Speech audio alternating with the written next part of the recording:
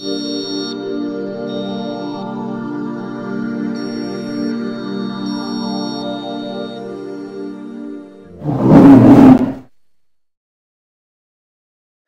everybody and welcome to Bed Reviews, done on my little iPhone because I'm a bit of a spanner and I completely forgot to bring my camera. I'm here with my friend Matt. Can you see yourself? Cheers.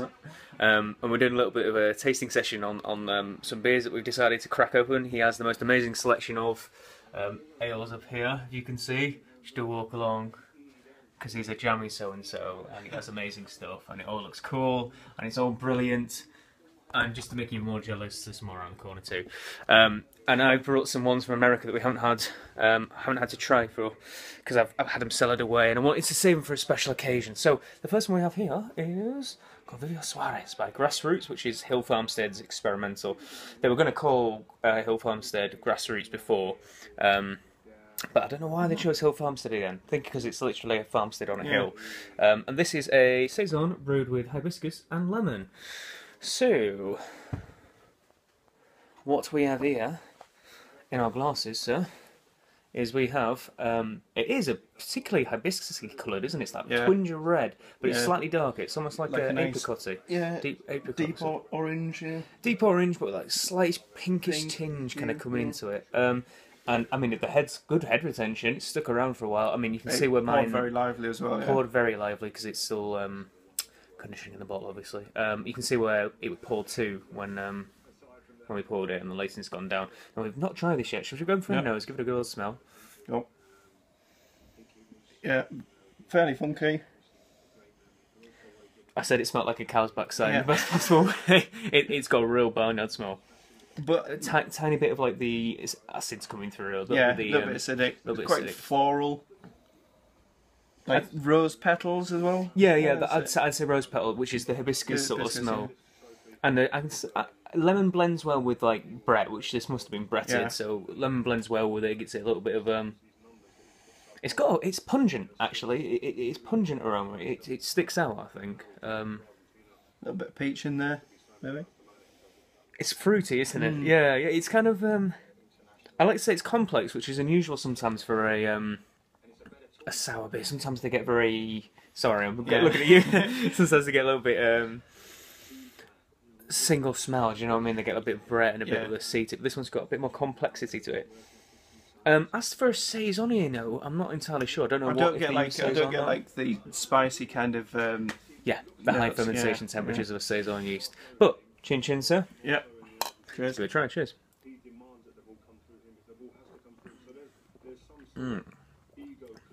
Oh yeah. Oh wow. That's quite complex. The acidity changes. When you first get it, it's quite rounded and soft, I think. And then you get a little bit of a harsh acidity, and then it lingers into the finish with some lemon. Yeah, I'd say the same. It starts off relatively smooth, and then it gets a little bit more aggressive on the palate, dries the tongue out a little bit, and then you're left with a much stronger sour note at the back end of it. It's got quite a light body. I think it's quite, especially at the end of it, it goes a little bit watery. I want to say, without being rude to it.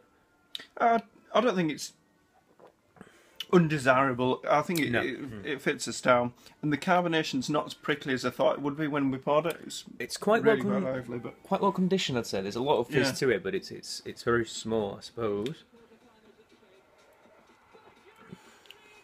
And it's definitely quite funky as well.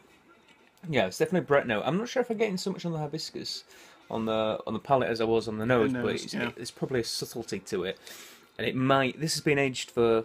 I got it at the brewery in December, January, so I don't know if after 6 months the hibiscus has worn off a bit, or...